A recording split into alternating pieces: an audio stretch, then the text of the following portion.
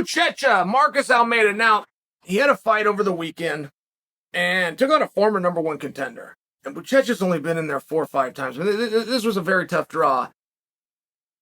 Goes in for a technique that's a little bit unusual. I think in large part it's why it works. He ends up winning the match. Set that aside, okay?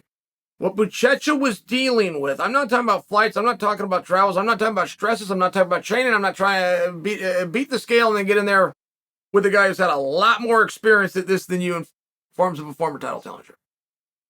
He lost his best friend. Leandro Lo, very well known, lost his life. And there's a very beautiful story that I would just like to take a moment to tell you guys. And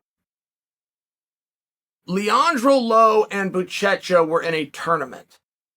And they made it to the finals. And Leandro Lo could not compete in the finals. There was an injury that happened. So the way that's going to work, right, you have a process and you go to the mat and it's a forfeit. You raise the hand and Buchecha is the winner. It's very clear. Fairly common.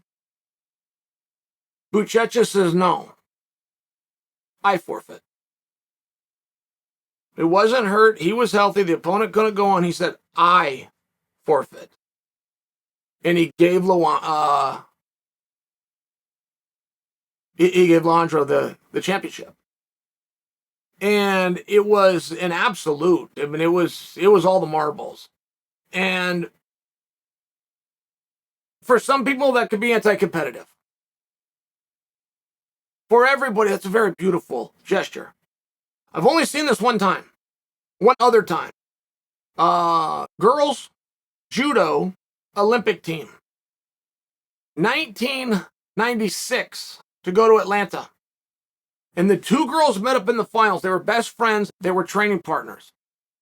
The girl that won every single day in the practice room, the girl that was the leader of the two and that was the better of the two, couldn't compete. Now, the way that USA works is it's going to be today. The team is going to be established today. You don't want to get on the mat, don't get on the mat.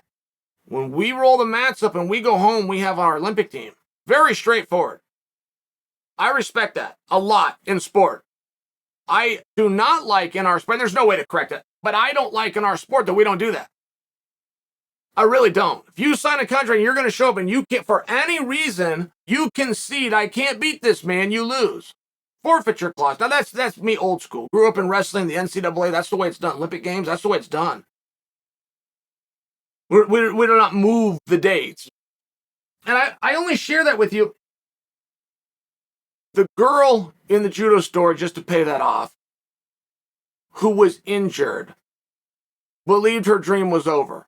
I can do this, I can medal, I can beat everybody, I can't do it today. Threw her shoulder out, it was something. It's just a very unfortunate thing. When she gets to the mat, trying to be a good sport to her friend and teammate, and her dream is over, her friend surprised her, and her friend got to the referee first. And it's whoever tells the referee first, I forfeit. Whoever says those words is the loser. And the healthy friend forfeited. And allowed the one that they believed that they contested every day at 3 o'clock at practice and that they had established who was better, allowed her to go to the Olympics. It's just a story. If you appreciate it, great. And as I'm looking at Buchecha, okay, I don't think any of you can watch Buchecha and not draw a line to Gordon Ryan. Just a question. How's he going to do? How's it going to work? Is he going to transition? And if you look at the technique that Buchecha won, which was to shoot to a single, go to his back and grab the leg, very uncommon in MMA, which is right element of surprise for sure. I was surprised as a viewer when we saw this. We saw Dylan Danis do this, the second Bellator fight, go inverted, get a leg lock, which is said to not work. Your face is exposed. Just it's one of these things. But those are also techniques that Gordon Ryan does. And Gordon Ryan and Galvao is upon us. I mean, this is around the corner, guys. We are 2 weeks away. And there's parts and stories of that match that isn't being told. Okay, let's just break this down real fast. If somebody is to win by submission, that would greatly favor Gordon Ryan. Greatly. If somebody is to win by points, that would favor, at least in theory, Andre Galvao. The reason I have to say theory is Andre has not stepped on a mat in 2 years. That's a problem. That's a very big problem. The other side of the coin is he's used to that. Stepped on the mat 2 years ago, but before that, it was about 2 years. This is what he does. He shows up to Abu Dhabi. Defends his champion, goes into the super fight, goes into practice there twice a day, works all the time. And he's very used to this. At some point, it bites you in the ass. It has to do with age. Gordon Ryan goes and finds a match every opportunity he's got. Experience has to do something. A difference. Right? If you just heard that right there, any other sport, boom, you're taking Gordon Ryan. Well, time out. It's a rule set. And Gordon Ryan, all these matches that he does not operate under the rule set of Abu Dhabi, who has always favored the guy who can get on top. And between the two's history of who's got more takedowns, this isn't close. It's Andre. Gordon will go down and sit down. He'll just give it to you. Start from there. It's one of these situations where that has to be factored in. I think that Andre has a very good opportunity.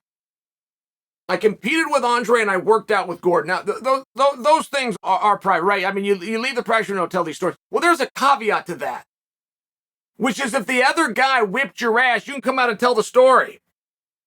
When I worked out with Gordon Ryan, I did not understand the sport of jiu-jitsu was to that level. I didn't know that level existed. Whether I could do it or go and compete or not. And my respect for jiu-jitsu, the competition, was lower. And it was a three-way workout. I must give Gary Tonin the exact same credit. But I left there not knowing, oh my, what was that? What was some of those techniques? What was some of those strategies? I watched Mark Kerr with a purple belt walk through Abu Dhabi, roll everybody up. It was one of these situations. And then you get a competitor, right? Guys are generally one or the other. They're better than people to be champion, or they're tougher than people to be champion. It's very rare that you are both. Truly, very rare. We've only got a couple of guys competing today that are both. Jon Jones comes to mind. Jordan Burroughs comes to mind. Tougher than you and better than you. But I think Gordon Ryan needs to go into that same category. Gordon Ryan will take on no time limit matches. I can think of 3 that he's done off the top of my head. No time limit? You're talking about a grit and a determination and a will and a want. That's what that establishes.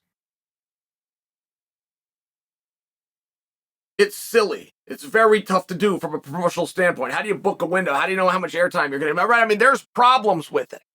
There's also huge compliments to guys that will go in and do it. Oh, and by the way, win. Now, here's the twist. This is out there. If you guys are fans, say, Chael, you're not telling us anything new. But a lot of people aren't. A lot of you aren't following. Ricardo breaks this story down at Flow Grappling, and I would really encourage you to go and listen to him. He's a wizard with the understandings of the intricacies. Gordon Ryan is in the tournament, guys. Yes, you just heard me right. Gordon Ryan is in the tournament. Andy's going to do the super fight.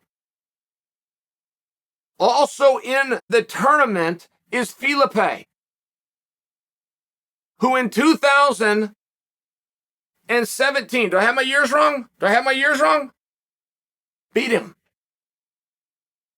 It's a problem. It's a problem matchup, no matter where you think those guys are at today with their skills. When you're dealing with somebody that you respect, that is a foe, there's a 20-minute situation, which, by the way, you have to go through 3 other guys also scheduled for a potential 20 minutes. And then you want to come in worn down and rugged. Oh, and by the way, you want to do it against Andre Galvao. It's a problem, and it factors in. It's the biggest part of this story that is not being told. Gordon wins all those matches. He rolls in tired. Gordon gets upset somewhere along the way, and now he's supposed to come out and take on the best guy 24 hours later or less. It's a mental battle, and it's a hurdle, and it's one that he accepted. And you got to understand that part of the story.